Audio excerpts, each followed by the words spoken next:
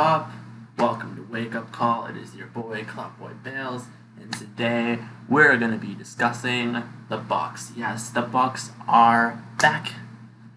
We had the first game after the All-Star break, and it was a big W for the Bucks as they destroyed the Pistons. Technically, this was just a game where they led and then really never looked back.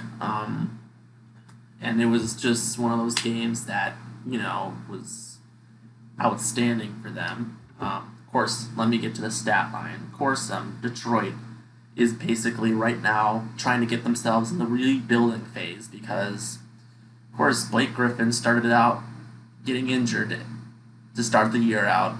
You obviously won't see him. And then Drummond gets traded, and Reggie Jackson is now on the Clippers. So they're kind of really at a lot of downfalls right now for their team.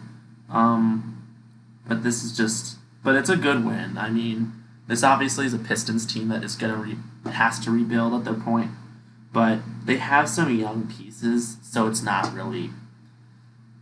They're not going to be that bad in the future unless they get some good players. But we'll see. This was just a game that the Bucks technically demolished. Giannis Antetokounmpo, 33 points, 16 rebounds, 4 assists, and 3 steals and a block. Got into a little bit of foul trouble, but he was able to get us through and get us the win. By the way, this video is sponsored by Shasta Black Cherry. This is good stuff. Anyways, also Chris Middleton. Obviously, we didn't really see him have a good All-Star game and that, but he kind of really redeemed himself and was able to go get some 28 points, 11 out of 18 from the field, 4 of those triples, 8 rebounds and 3 assists. Lopez had 18, Bledsoe had 19, 4 and 6. And then not the biggest production off the bench today. I mean, Robin Lopez did have 9 in the first half. Didn't really get to see him in the second half. DiVincenzo had 8, but it was just a good win for Milwaukee. Obviously for the Pistons, their bench really led the way.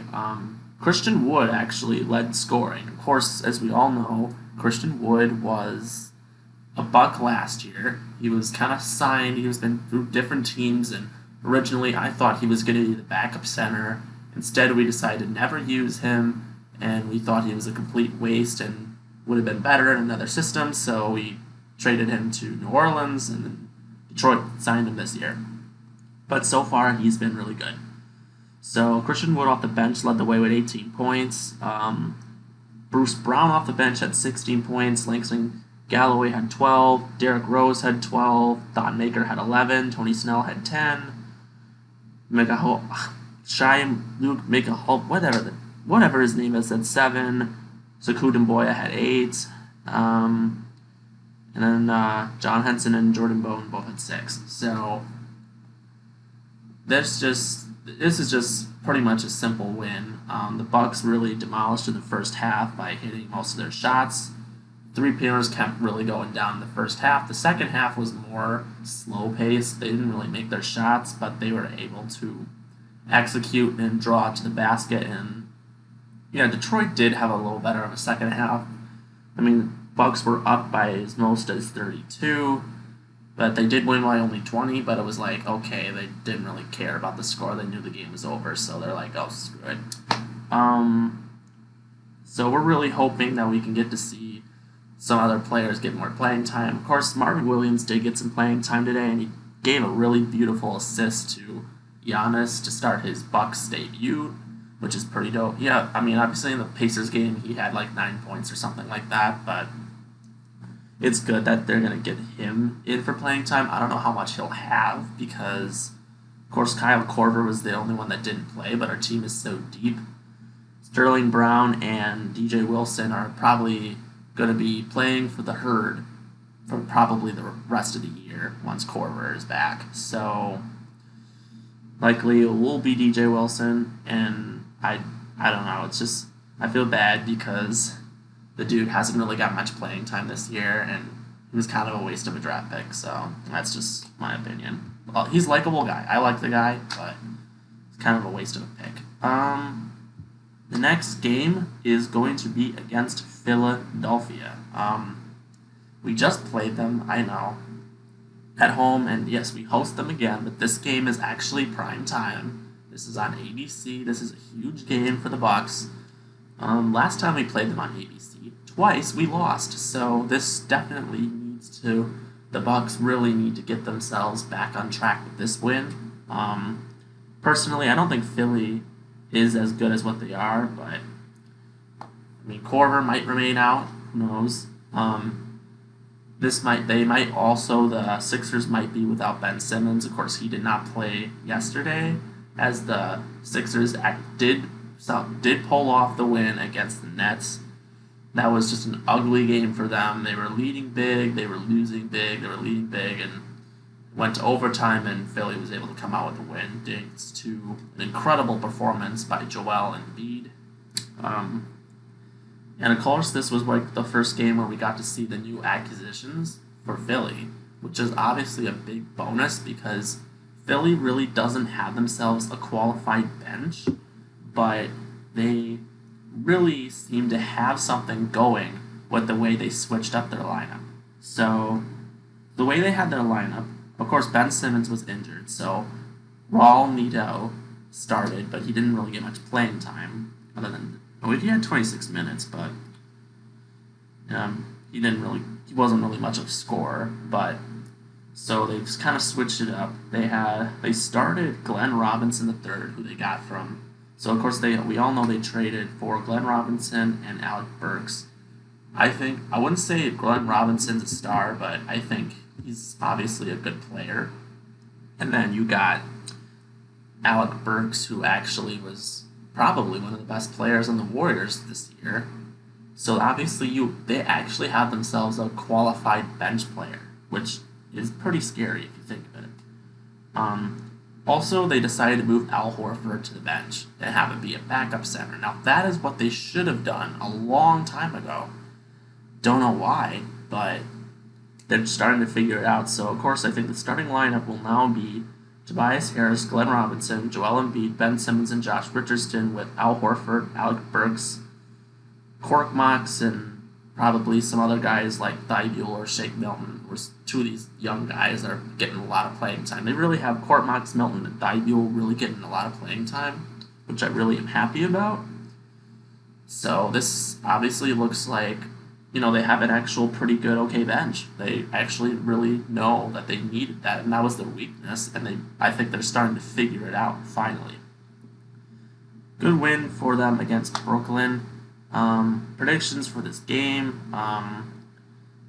This really depends if Ben Simmons plays or not.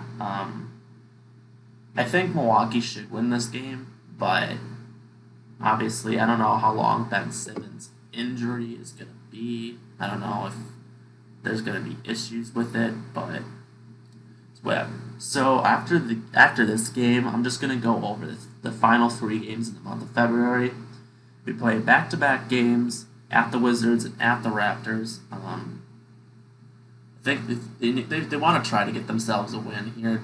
Go for the one against the Wizards. If you don't beat the Raptors, I mean, they're a game closer, but I feel like a win against them in Toronto would really give the Bucks another statement win. And plus, they always seem to win on TNT. So that's another fact.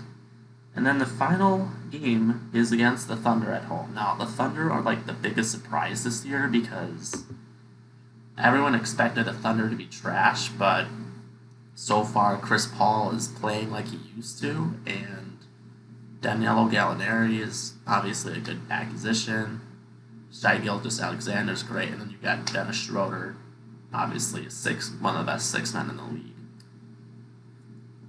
So, that's great. So, I'll say they win the next game, they'll win against Washington, they'll lose against Toronto, and they'll win against OKC. So, you know what? If you keep yourself going with this momentum, they're going to go into March still with 9 losses. still haven't even crossed the 10-loss mark, which is huge, because obviously their March schedule is probably the hardest part of their year. So, anyways, anything else I could talk about is just some future games coming up for sports. As I said before, I just gotta look at my stats because that's how it is. Of course, as we all know, spring training, the first game against the Texas Rangers, the Brewers, is coming up on the 22nd, which is actually tomorrow, my mistake. Obviously huge that it's completely crazy that this is actually happening, so can't believe it. What a fast year has it been. Yeah. Also, tomorrow, Marquette is on the road at Providence, and on Sunday, Wisconsin hosts Rutgers. No news on anything else, but obviously, I am your #1 source when it comes to news. So, of course, come to me if you want to hear anything. Questions, anything, please comment below, because I'll know what to talk about for my next videos. So, that's how it is. Subscribe, and we will see you next time. This is Cloudboy Bales. We out.